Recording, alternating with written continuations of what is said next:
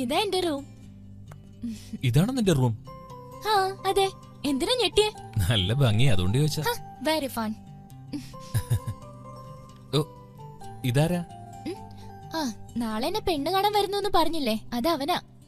എന്നാ ഓക്കെ. എന്താണാവോ പെണ്ണ് കാണലെന്ന് പറയുമ്പോഴേ ടെൻഷൻ ആവുന്നു. പരിചയമില്ലാത്ത ആളല്ലേ വരുന്നേ, എന്തൊക്കെ പറയണോ എന്തോ. നോക്കേ, നീ ഞാനായിട്ട് വല്ല പരിചയം ഉണ്ടായിരുന്നോ? എന്നിട്ട് നീ എന്റെ കയ്യിൽ പിടിച്ച് വളവളാന്ന് വർത്താനം പറഞ്ഞില്ലേ, അതുപോലെ. ഐഡിയ. ഒരു പണി ചെയ്യാം. ഞാൻ സംയുക്ത, നീ പെണ്ണ് കാണാൻ വരുന്ന ചെറുക്കൻ. ഒരു കുഞ്ഞു റിഹേഴ്സൽ. ഹായ്. ഹായ്. ലൈഫിൽ നിന്റെ ആംബിഷൻ എന്താ? സിവിൽ സർവീസ് പൂർത്തിയാക്കി IAS ഓഫീസറായി പബ്ലിക്കിന് വേണ്ടി അല്പം സെർവ് ചെയ്യണം. നിന്റെ ആംബിഷനോ?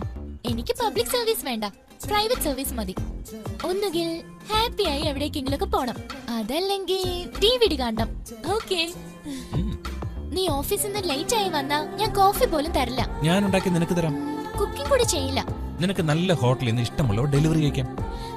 പിന്നെ കുട്ടികൾ? അത് ഞാൻ തന്നെ ഡെലിവറി ചെയ്യണോ? നോ, ഞാൻ തന്നെ ഡെലിവറി ചെയ്തോളാം.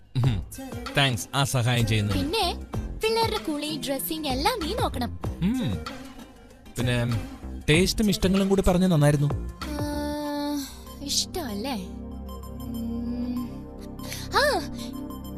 എനിക്ക് മഴയത്ത് നനഞ്ഞ് ഡാൻസ് ചെയ്യുന്നത് വലിയ ഇഷ്ടാ.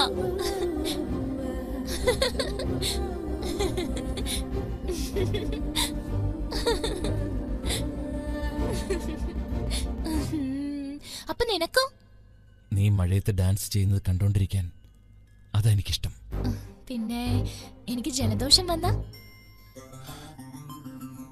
ഞാൻ വിക്സ് പുരട്ടി തരാം. വിക്സ് പുരട്ടിയാ മാത്രം മതിയോ?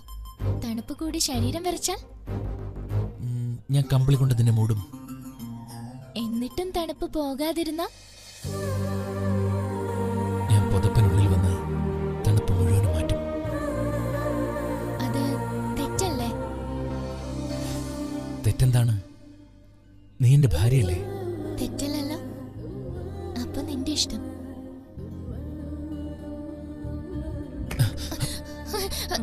ഡാഡി, ഞങ്ങള് കമ്പിളിക്കുള്ളിൽ നിന്ന് പുറത്തേക്ക് വരിക. അതെ, റൂമിനകത്തുനിന്ന് പുറത്തേക്ക്. ഓ, നിങ്ങൾ ഇവിടെ ഇരുന്നോണ്ടാ ഞങ്ങൾ ഇങ്ങോട്ട് വന്നത്. ഇത് നിന്റെ IAS ഇന്റർവ്യൂവിന് പ്രിപ്പയർ ആവാൻ വളരെ സഹായിക്കും. താങ്ക്സ് ആന്റി, ഞാൻ പോയിട്ട് വരാം. ബൈ. ബൈ. ബൈ.